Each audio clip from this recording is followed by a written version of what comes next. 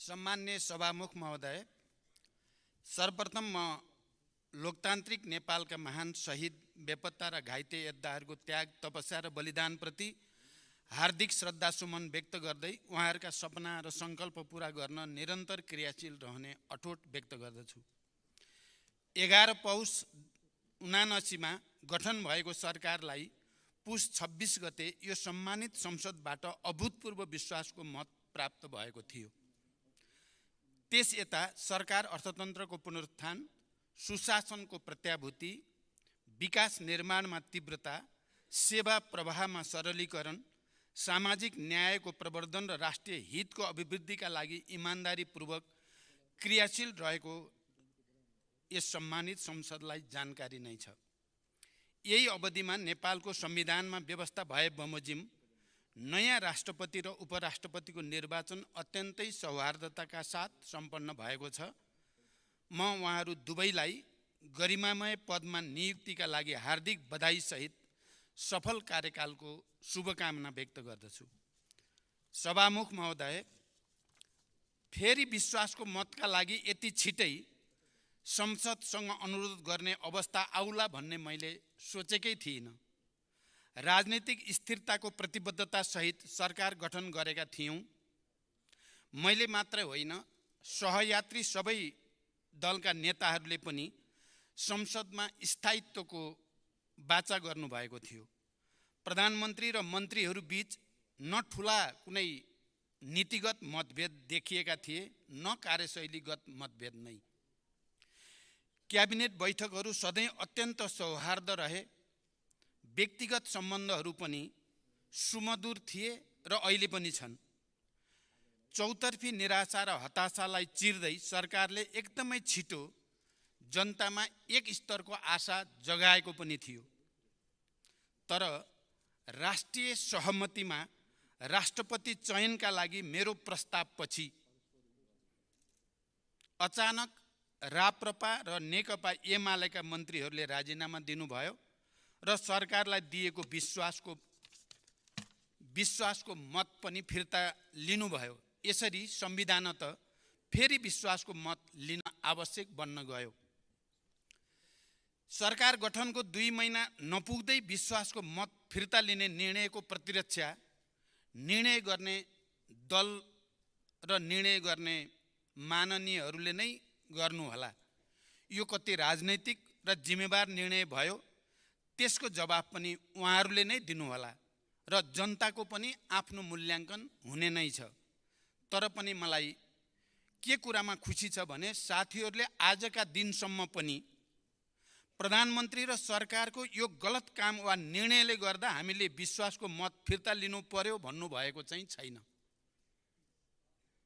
म सरकार बाहिर रहेका पार्टीहरूलाई समेत जोडेर राष्ट्रिय सहमतिको वातावरण बनाउन प्रयत्नशील थिएँ। तर राष्ट्र सामु स्थिरताको प्रतिबद्धता जनाएका 2 दल नै अस्थिरतातिर अग्रसर हुनु चिन्ताको विषय हो। गठबन्धन सरकार आफै एउटा राजनैतिक साझेदारी पनि हो र यो सरकार पनि त्यस्तै साझेदारी थियो। गठबन्धनका घटक बीच केही वैचारिक राजनीतिक मतभेद थिए, तर हामीले न्यूनतम साझा कार्यक्रम बनाएर सहमतिको आधार तयार गरेका थियौँ र विगतका मतभेदहरूलाई नउठाउने समझदारी गरेका थियौँ। म त्यो प्रतिबद्धतामा कायम रहेँ, तर केही पक्षबाट त्यसको पालना भएन। सभामुख महोदय, संसदमा पहिलो दिन नै संसद विघटनको अत्यन्त संवेदनशील विषयले प्रवेश पायो र त्यसले सिङ्गो देश तरङ्गित पनि बन्यो। त्यो विषयको उठान न सान्दर्भिक थियो न प्रासङ्गिक नै थियो। देशमा ठुलो संवैधानिक र राजनीतिक सङ्कट निम्त्याएको त्यो कदम कुनै गर्वको विषय थिएन।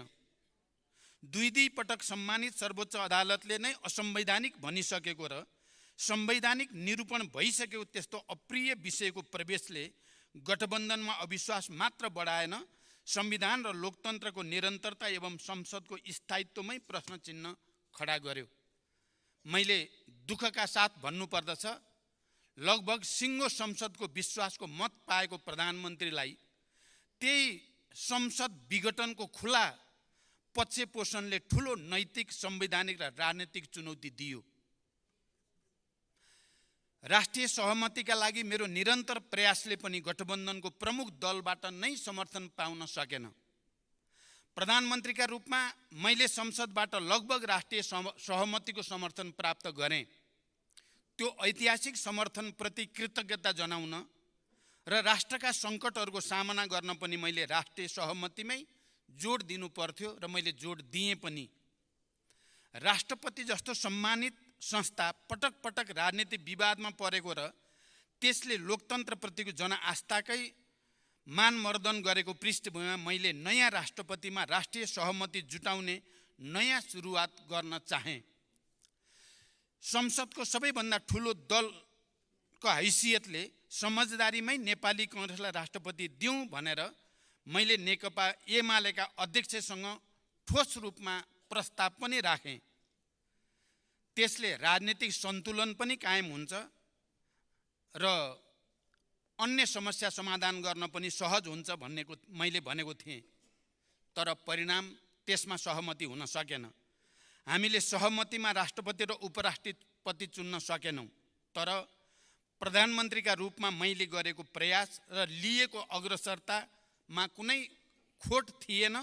म आज सम्मानित सदनलाई भन्न चाहन्छु, मेरो त्यो चाहना के कमजोरी थियो र या यो पहल राष्ट्रप्रतिको जिम्मेवारी बोध थियो।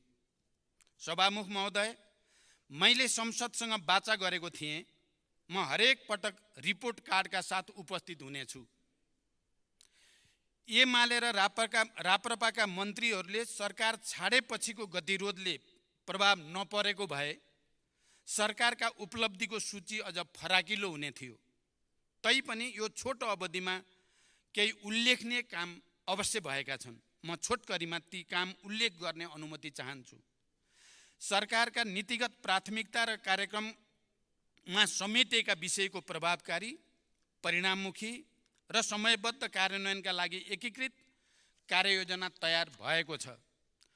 अर्थतन्त्रको पुनरुत्थान, सेवा प्रवाहमा सुधार, सुशासन, विकास र सामाजिक न्यायलाई प्राथमिकतामा राखेर नीतिगत, प्रक्रियागत र संस्थागत सुधारका निर्णयहरू कार्यान्वयनमा लगिसकिएको छ। यसैको परिणामस्वरूप केही आर्थिक परिसूचकहरूमा सकारात्मक नतिजा देखा पर्न थालेको छ। अर्थतन्त्रको बाह्य क्षेत्र सुधारको क्रममा छ। तरलता सङ्कुचनको स्थितिमा सुधार आएको छ। विदेशी मुद्रा सञ्चिति, विप्रेषण आप्रवाह, पर्यटन आगमन आदि क्षेत्रमा उत्साहजनक प्रगति देखिएको छ। ब्याज दर घट्दै गएको छ। सरकारी खर्चमा मितव्ययता काम गर्न अनावश्यक खर्च कटौती तथा प्राथमिकता प्राप्त क्षेत्रमा स्रोतको कमी हुन नदिने गरी बजेटको पुनर्विन्यासको काम सुरु भइसकेको छ। खर्च नियन्त्रणका लागि अत्यावश्यक बाहेक मन्त्री र उच्चपदस्थ कर्मचारीहरूलाई विदेश भ्रमणमा रोक लगाइएको छ। बढ्दो व्यापार घाटालाई नियन्त्रण गरी निकासी प्रवर्धन तथा आयात व्यवस्थापनका लागि नयाँ नेपाल व्यापार एकीकृत रणनीतिक कार्यान्वयनमा ल्याइएको छ। संसारभरिका हाम्रा कूटनीतिक र आर्थिक नियोगहरूलाई वैदेशिक लगानीका लागि परिचालनको सुरुवात गरिसकिएको छ। सम्भावित ठुला लगानीकर्तासँग प्रधानमन्त्रीकै तहमा अग्रसरताका लागि आवश्यक गृहकार्य भइरहेको छ। सार्वजनिक सेवामा गुणस्तर देखिने गरी सुधार गर्न सुरु गरिएको छ। राहदानी, राष्ट्रिय परिचय पत्र, सवारी चालक अनुमति पत्र, नो अब्जेक्सन लेटर लगायतका सेवाहरूमा जनताको कष्टपूर्ण लाइन पछिल्ला दिनमा निकै नै कम भएको छ। सेवाग्राहीको बढी भिडभाड हुने राहदानी विभाग, कन्सुलर सेवा विभाग, वैदेशिक रोजगार विभाग जस्ता सरकारी कार्यालयहरूबाट प्रवाह हुने सेवालाई छिटो छरितो, विश्वसनीय र सहज बनाउन अनलाइन सेवाग्राही सहायता कक्षको व्यवस्था, सीसीटीभी क्यामेराहरूको जडान, अनुगमन र निगरानीको व्यवस्था सुरु गरिएको छ। नागरिकलाई सम्बन्धित जिल्लाबाट नै राहदानी छिटो छरितो तवरले पाउने व्यवस्था मिलाइएको छ। राष्ट्रिय परिचय पत्र हाल 14 जिल्लाका 15 स्टेसनहरूबाट वितरण गर्ने काम सुरु भएको छ। राष्ट्रिय परिचय पत्र आवेदन अभियान 45 जिल्लामा सम्पन्न भई हाल 17वटा जिल्लामा सञ्चालन भइरहेको छ। स्थानीय तहका कुल 6665 वटा ओडाबाट अनलाइन प्रणाली मार्फत व्यक्तिगत घटना दर्ता सुरु गरिएको छ। कोभिड महामारी, रुस युक्रेन युद्ध र विश्व अर्थतन्त्रको शिथिलता जस्ता बाह्य कारण र आन्तरिक संरचनागत समस्याका कारण सङ्कटग्रस्त अर्थतन्त्रमा देखा परेका समस्याहरूलाई समाधान गर्न सरकारद्वारा चालिएका कदमबाट केही क्षेत्रमा सकारात्मक नतिजा देखिएका छन्। तर पनि अर्थतन्त्रका संरचनागत र प्रणालीगत कमजोरी र नीतिगत त्रुटि सच्याउन अझै बाँकी छ। शोधान्तर समस्यालाई दिगो रूपमा समाधान गर्न आन्तरिक उत्पादन वृद्धिको विकल्प छैन। त्यसका लागि अल्पकालीन र मध्यकालीन कदम चालिँदैछ। कृषि, पशुपन्छी पालन र वन्यजन्तु उत्पादन सम्बन्धी हालका कार्यक्रमहरूको पुनर्संरचना र नयाँ कार्यक्रम कार्यान्वयनमा लगिँदैछ। लघु, साना, मझौला र ठुला उद्योगहरूको पूर्ण क्षमतामा सञ्चालन, लागत न्यूनीकरण र बजारीकरणमा सहयोग गरी औद्योगिक उत्पादन वृद्धिलाई प्रोत्साहन गरिँदैछ र पर्यटकको सङ्ख्या, बसाइ र खर्च बढाउन विशेष कार्यक्रम ल्याइएको छ। हाम्रो युवा जनसङ्ख्याबाट जनसाङ्ख्यिक लाभ लिन मुलुकभित्रै रोजगारीको व्यवस्थाका लागि हाल सञ्चालनमा रहेका रोजगारी सम्बन्धी संस्था, आयोजना तथा कार्यक्रमहरूलाई एकीकरण र पुनर्संरचना गरी नतिजामुखी बनाउने पहल गरिएको छ। वैदेशिक रोजगारीमा रहेका नेपाली नागरिकहरूको सुरक्षा, पारिश्रमिकको सुनिश्चितता, सङ्कटमा पर्दा तत्काल उद्धार सरकारको प्राथमिकतामा छ। तस्करी, न्यून विकेन्द्रीकरण, राजस्व छली, हुन्डी, विदेशमा अवैध कारोबारमा लगानी तथा पुँजी पलायनलाई नियन्त्रण गर्न निर्णायक हस्तक्षेपको तयारी गरिएको छ। औपचारिक माध्यमबाट रेमिटेन्स पठाउने नागरिकलाई थप प्रोत्साहन दिइँदैछ। गत आर्थिक वर्षमा झन्डै 3 खरब बराबरको शोधान्तर घाटा र पुँजीगत खर्चमा न्यूनताले वित्तीय प्रणालीमा तरलता अभाव, उच्च ब्याजदर र कर्जा अभाव जस्ता समस्या जन्माए। अब शोधान्तर सकारात्मक भएसँगै तरलता र ब्याजदरमा पनि क्रमिक सुधार देखिएको छ। सहकारी संस्थाहरूका विकृति र विसङ्गतिको दीर्घकालीन समाधानका लागि तत्काल उच्चस्तरीय अध्ययन समिति गठन गरिँदैछ। समग्र लघुवित्त क्षेत्रमा नियममा सुधारका लागि नेपाल राष्ट्र ब्याङ्कले चाल्ने आवश्यक कदममा सरकारले सहयोग गर्दैछ। लक्ष्यभन्दा माथि पुगेको मुद्रास्फीति दर घटाउन सरकारले यसबीचमा चालेका कदमहरूका कारण आगामी दिनमा मूल्य वृद्धिको ठुलो चाप भोग्न नपर्ने विश्वास म यो सम्मानित संसदलाई दिलाउन चाहन्छु।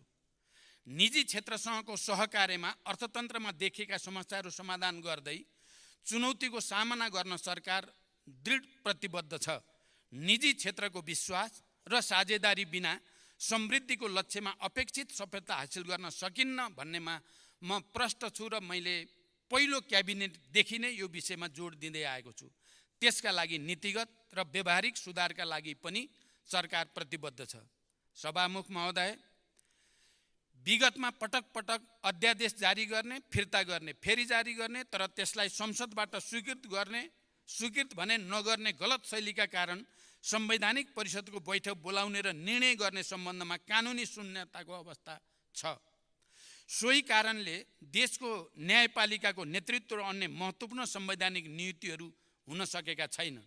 यो शून्यता पूर्ण सरकारले संवैधानिक परिषद, काम कर्तव्य अधिकार र कार्यविधि सम्बन्धी पहिलो संशोधन ऐन 2079 सम्बन्धी विधेयक सङ्घीय संसदमा पेश गरिसकेको छ। साथै सम्पत्ति शुद्धिकरण, निवारण तथा व्यावसायिक वातावरण प्रवर्धन सम्बन्धी ऐनमा समसामयिक संशोधन गर्न बनेको विधेयक पनि पेश भइसकेको छ। यसैगरी नेपालको संविधानको धारा 53 तथा सुशासन व्यवस्था तथा सञ्चालन ऐन 2064 बमोजिम नेपाल सरकारको आर्थिक वर्ष 78-79 को प्रतिवेदन तयार गरी सम्माननीय राष्ट्रपति समक्ष पेश गरिसकिएको छ। ऐतिहासिक विस्तृत शान्ति सम्झौता र नेपालको आन्तरिक संविधानको मर्म बमोजिम 71 सालमै ऐन जारी भयो। बेपत्ता पारेका व्यक्तिको छानबिन सम्बन्धी र सत्य निरूपण तथा मेलमिलाप सम्बन्धी 2टा अलग अलग आयोग सोही वर्ष गठन पनि भए। तर विविध कारणले अहिलेसम्म शान्ति प्रक्रियालाई तार्किक निष्कर्षमा पुर्याउने काम भने पुरा भएको छैन। वर्तमान सरकार अविलम्ब यो प्रक्रिया टुङ्ग्याउन चाहन्छ। सोही अनुरूप अन्तर्राष्ट्रिय मानवाधिकार तथा मानवीय कानुन, सङ्क्रमणकालीन न्यायका मान्य सिद्धान्त, पीडित तथा सरकारवालाबाट प्राप्त सुझाव र सम्मानित सर्वोच्च अदालतको आदेश समेतका आधारमा सरकारले बेपत्ता पारिएका व्यक्तिको छानबिन, सत्यनिरूपण तथा मेलमिलाप ऐन 2071लाई संशोधन गर्न बनेको विधेयक तयार गरी सम्मानित संसदमा पेश गरिसकेको छ। यो कुनै दल विशेषको मुद्दा वा सरकारको विषय नभई देशले समाधान गर्नुपर्ने राष्ट्रिय विषय हो। शान्ति प्रक्रियाका बाँकी काम र सङ्क्रमणकालीन न्यायलाई चाँडै टुङ्ग्याउने विषयलाई सरकारले उच्च प्राथमिकतामा राखेको छ। सभामुख महोदय, सरकार नेपालको विकासको नयाँ मोडेलको तयारीमा छ, किनकि हालसम्मका योजनाबद्ध विकासका प्रयासबाट भौतिक पूर्वाधार निर्माण, शिक्षा, स्वास्थ्य, लैङ्गिक समानता, समावेशिता जस्ता क्षेत्रमा उपलब्धि हासिल भए पनि उत्पादन र रोजगारीको क्षेत्रमा हाम्रो प्रगति निराशाजनक छ। संविधानले समाजवाद उन्मुख आर्थिक प्रणाली निर्माणको परिकल्पना गरे पनि हाम्रा नीति र कार्यक्रमहरूमा ठुलो विरोधाभास छ। पूर्वाधारको व्यवस्थाबाट विकासको ढोका खोल्ने, त्यस्ता सुविधा पुगेका ठाउँमा उद्योगहरू खुल्ने, कृषिको आधुनिकीकरण हुने र त्यसबाट समग्र उत्पादन तथा रोजगारी बढ्ने विश्वास गरिन्छ। तर हामीले त्यस्ता पूर्वाधार पुर्याएका गाउँहरू बचाइसकेका कारण त्यस्ता पूर्वाधार पुर्याइएका गाउँहरू बसाइसराइका कारण रित्तिँदै गएका छन्। खेतीयोग्य जमिन बाँझो हुँदै जान थालेका छन् र युवाहरू रोजगारीको लागि विदेशी क्रम घटेको छैन। यो अवस्थाबाट पार पाउन पहिले कार्यान्वयन गरिआएका नीति, योजना र कार्यक्रममा टालटुल गर्ने सुधार अब सम्भव छैन। क्रम भङ्ग नै जरुरी छ भन्ने सरकारको विश्वास छ। त्यसैले 16औं विकास योजनामा विकासको नयाँ मोडेल पेश गर्ने सरकारको तयारी रहेको छ। आगामी आर्थिक वर्षको बजेटमा खर्च कटौती अनि उपलब्ध स्रोतको अधिकतम उपयोग हुने क्षेत्रमा बजेट विनियोजनमा जोड दिइँदैछ।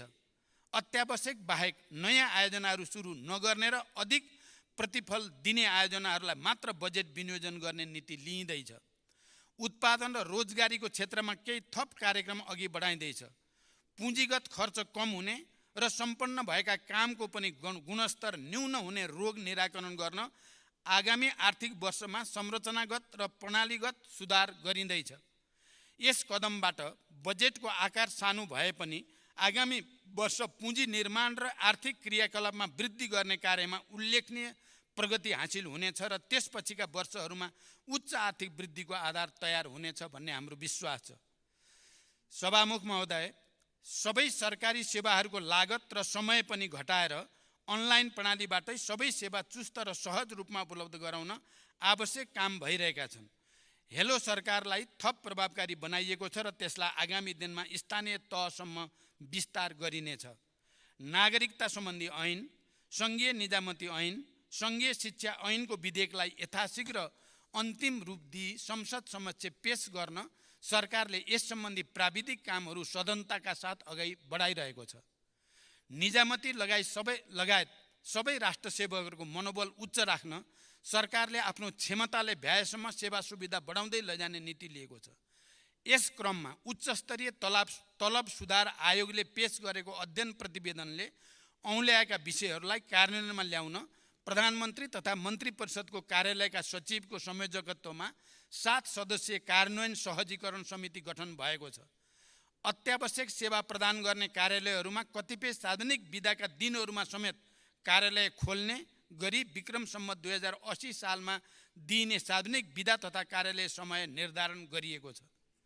निजामती प्रशासन, सुरक्षा निकाय लगायत सार्वजनिक प्रशासनलाई कम खर्चिलो, चुस्त, जवाबदेही र सक्षम बनाउन एवं 3 तहका सरकारहरू बीचको सम्बन्धलाई संविधानको मर्म र भावना अनुरूप ठिक ढङ्गबाट अघि बढाएर संघीयता कार्यान्वयनमा सहजीकरण गर्ने सम्बन्धमा सुझाव पेश गर्न सरकारले उच्चस्तरीय प्रशासन पुनर्संरचना आयोग गठन गर्दैछ। त्यसलाई मर्यादित एवं व्यवस्थित बनाउन अन्य देशका अभ्यास समेतको अध्ययन गरी सुझाव सहितको प्रतिवेदन पेश गर्न गृह मन्त्रालयका सचिवको संयोजकत्वमा एक उच्चस्तरीय समिति गठन गरिएको छ। प्रशासनिक समन्वयका लागि नेपाल सरकारका मुख्य सचिवको संयोजकत्वमा प्रशासनिक समन्वय परिषदको गठन भएको छ। संघीयता कार्यान्वयनमा देखा परेका समस्या समाधान गर्न संविधान र कानुन बमोजिम गठित अन्तर प्रदेश परिषद लगायतका संयन्त्रलाई क्रियाशील बनाउने र गर्न बाँकी कामहरूको सूची बनाई क्रमशः कार्यान्वयन गर्दै जाने दिशामा सरकार अघि बढिरहेको छ। संविधानको अनुसूचीमा रहेका तीनवटै तहका सरकारको कार्यसूचीलाई परिभाषित गर्ने क्रममा विगतमा तयार गरिएका कार्य विस्तृतीकरण प्रतिवेदनलाई पुनरावलोकन र आवश्यक परिमार्जन गरी तीन तहको सरकारका बीचमा रहेको काम तथा जिम्मेवारीको दोहोरोपन र अन्य दुविधाजनक विषयलाई थप स्पष्ट गरिँदैछ। सभामुख महोदय, नेपाल सरकार, प्रदेश सरकार र स्थानीय तहबीच प्राकृतिक स्रोतको रोयल्टी बाँडफाँड स्वीकृत गरिएको छ। विकास आयोजना तथा सार्वजनिक निर्माणमा अत्यावश्यक प्राकृतिक स्रोत साधन ढुङ्गा, गिटी, बालुवा आदिको आपूर्तिमा देखेका समस्या समाधान गर्न अनावश्यक दोहन नियन्त्रण गरी दिगो र वातावरण मैत्री हुने गरी उत्खनन र बिक्री वितरण गर्न सहयोग पुर्याउने ढुङ्गा, गिटी, बालुवा उत्खनन, बिक्री तथा व्यवस्थापन सम्बन्धी दोस्रो संशोधन मापदण्ड 79 कार्यान्वयनमा ल्याइएको छ। विकास सम्बन्धी छुट्टै ऐनको विधेयक तयार भइरहेको छ। राष्ट्रिय गौरव लगायतका ठूला परियोजनाहरूको निर्माणलाई निर्धारित लागत, गुणस्तर र समयमै सम्पन्न गर्न बजेट र जनशक्ति अभाव नहुने गरी आवश्यक व्यवस्था मिलाइएको छ। त्यस्ता आयोजनाहरूको स्थलगत अनुगमनलाई तीव्रता दिँदै प्रधानमन्त्री तथा मन्त्री परिषदको कार्यालयबाट आवश्यक निर्देशन, समन्वय र सहजीकरण पनि भइरहेको छ। ठेक्का लिएर काम पुरा नगर्ने, बीचमै काम छोड्ने तथा काममा विलम्ब गर्ने निर्माण व्यवसायहरूलाई सचेत गराइएको छ र बारम्बार म्याद थप्दा पनि काम पुरा नगर्ने व्यवसायलाई कालो सूचीमा पनि राखिएको छ। निर्माण कार्यमा गुणस्तर कायम गर्न अनुगमन तथा प्राविधिक परीक्षणमा तीव्रता दिइएको छ। साथै काम सम्पन्न भइसकेर पनि निर्माण व्यवसायले समयमै भुक्तानी नपाउने समस्यालाई पनि सरकारले गम्भीरतापूर्वक लिएर समाधानमा अगाडि बढिरहेको छ।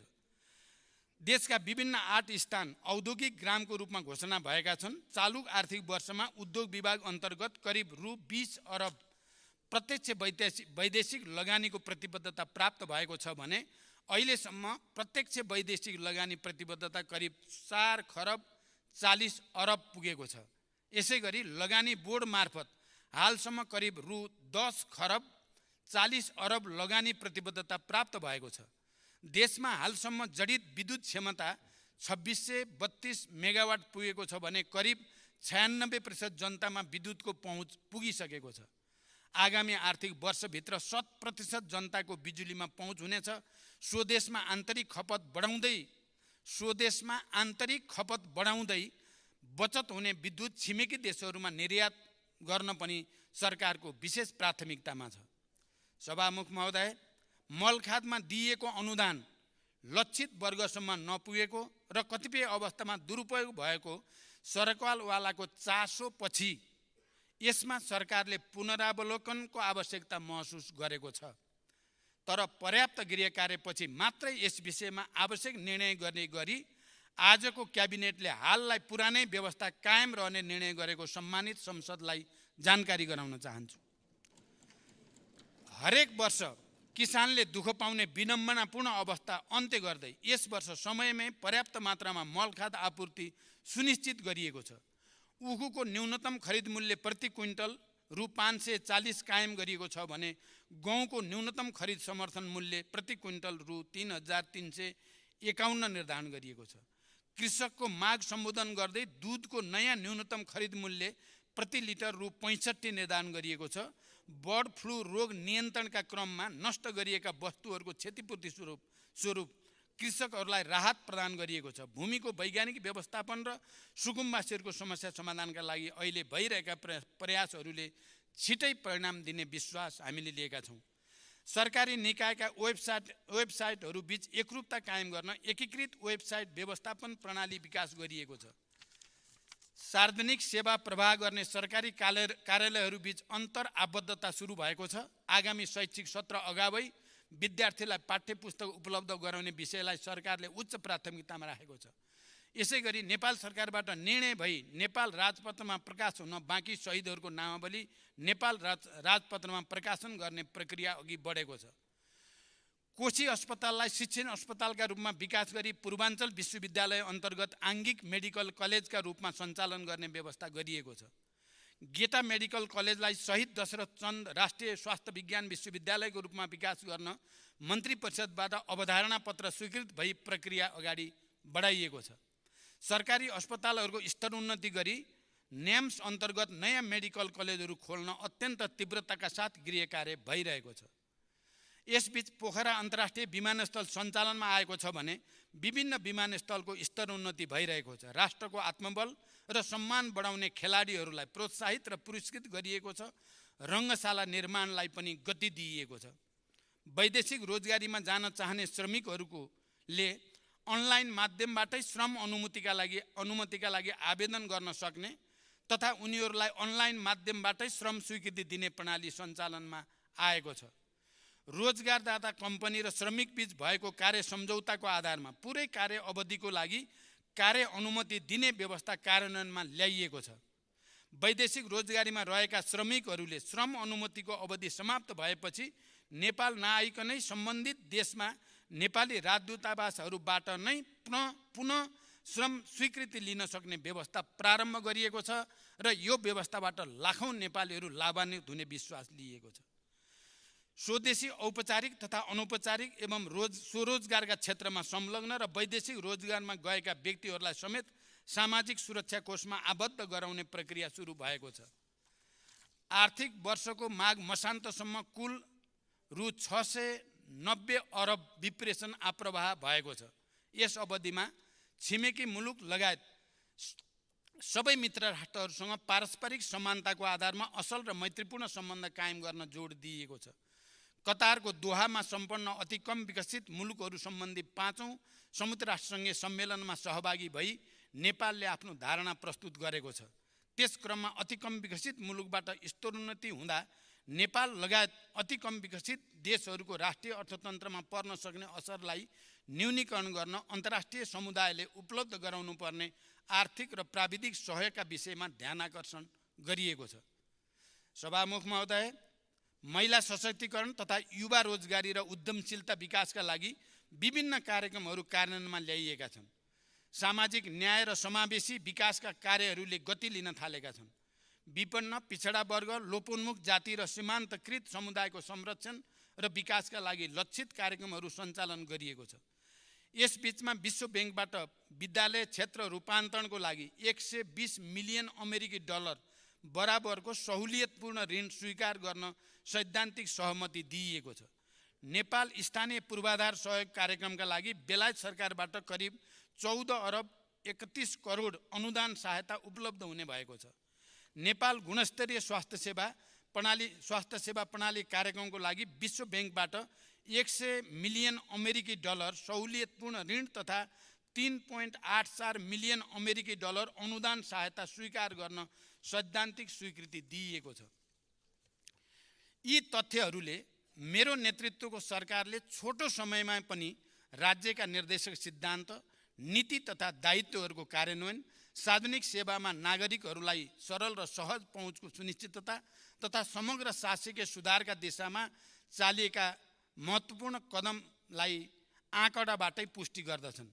आगामी दिनमा पनि जनताको हित र राष्ट्रको समृद्धिका लागि सरकार निरन्तर समर्पित र क्रियाशील हुनेछ भन्ने प्रतिबद्धता सहित मलाई विश्वासको मत दिनुहुन सबै मान्य सदस्यहरूलाई हार्दिक अनुरोध गर्दछु।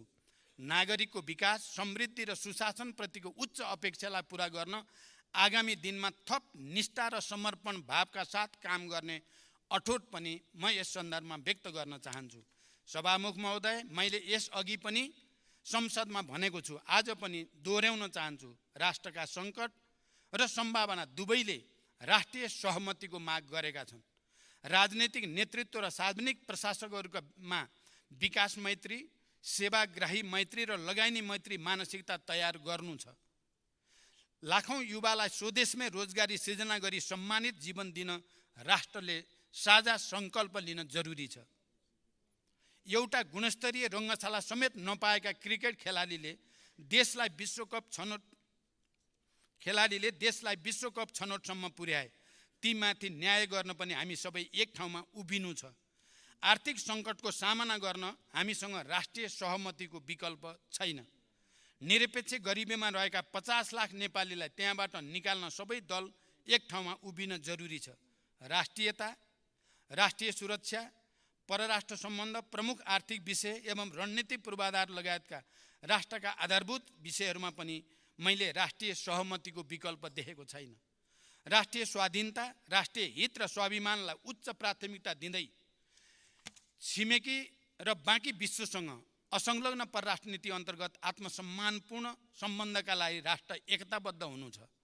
शान्ति प्रक्रियालाई निष्कर्षमा पुर्याउन पनि मैले आम सहमति अनिवार्य देखेको छु। सरकार सञ्चालन र राजनीतिको तदर्थ शैलीले मात्रै राष्ट्रका आजका आवश्यकतालाई सम्बोधन गर्ने सक्ने अवस्थामा हामी छैनौँ। हजारौँ रोजगारी सृजना गर्ने महत्त्वकांक्षी परियोजनाहरूका लागि हामीले बाँकी विश्वलाई विश्वस्त गर्न पनि राष्ट्रिय एकता नै जरुरी छ। देशलाई आकर्षक लगानीको गन्तव्य बनाउन नसकेसम्म हामीले ठुलो आर्थिक रूपान्तरणको अपेक्षा गर्न सक्दैनौँ। त्यसका लागि हामीले विश्व रङ्गमञ्चमा अब नेपालले एकीकृत रूपमा फरक ढङ्गले सोच्न थालेको छ भन्ने सन्देश दिनु छ। अहिलेकै पर्यटकको सङ्ख्या र गुणस्तरले हाम्रो पर्यटन क्षेत्रले फड्को मार्न सक्दैन। अहिलेकै पूर्वाधारले मात्र पनि हामी पर्यटनमा क्रान्ति ल्याउन सक्दैनौँ। हामीले आर्थिक क्रान्ति गर्नु छ जसले देशमा सकारात्मक आर्थिक कायापलट गरोस्। यो कसैको एकल नायकत्वमा सम्भव छैन। राष्ट्रको निर्माण कुनै अमुक नेता वा पार्टीको एकाधिकार वा क्षमताको विषय पनि होइन। यो संसदमा हामी बीच असहमतिका जति विषय होलान् सोभन्दा धेरै सहमतिका विषय छन्। यो संविधान हाम्रा साझा सङ्घर्षहरूको परिणाम हो। हामी सबैलाई हाम्रो राष्ट्र र हाम्रा लोकतान्त्रिक संस्थाहरूप्रति गर्व छ। हामी सबै राष्ट्र र नागरिकको जीवन बदल्ने सङ्कल्पका साथ राजनीतिमा छौँ। अहिले देशको सार्वजनिक बहसको स्तर अलिकति खस्केको छ। समाधान होइन दोषारोपणमा रमाउने प्रवृत्ति देखिँदैछ। एक थरी अराजक तत्त्वहरूले आफ्ना गुफाबाट निस्केर नयाँ समस्या पैदा गर्ने प्रयास पनि देखिएका छन्। जनतामा भ्रम सिर्जना गर्ने र लोकतान्त्रिक संस्थाहरू विरुद्ध मोहभङ्ग गराउने प्रयास पनि यदाकदा देखिने गरेका छन्। देशको आर्थिक प्रणाली नै अवरुद्ध पार्ने सम्मका कोसिस पनि हुन थालेका छन्। यस्तो बेला पनि हामी विभाजित भयौँ भने हामीले इतिहासलाई के जवाब दिन्छौँ? म सिङ्गो सदनलाई र विशेष गरी नेकपा एमाले र राप्रपालाई पनि आफ्नो निर्णयमा पुनर्विचार गर्न, राष्ट्रिय सहमतिका लागि सरकारलाई विश्वासको मत दिन विशेष आग्रह गर्न चाहन्छु। मलाई विश्वास छ यो सम्मानित संसद फेरि एकपटक स्थायित्व र एकताको सन्देश दिँदै अस्थिरताको विपक्षमा उभिनेछ। यही विश्वाससहित बिदा हुन्छु। धन्यवाद।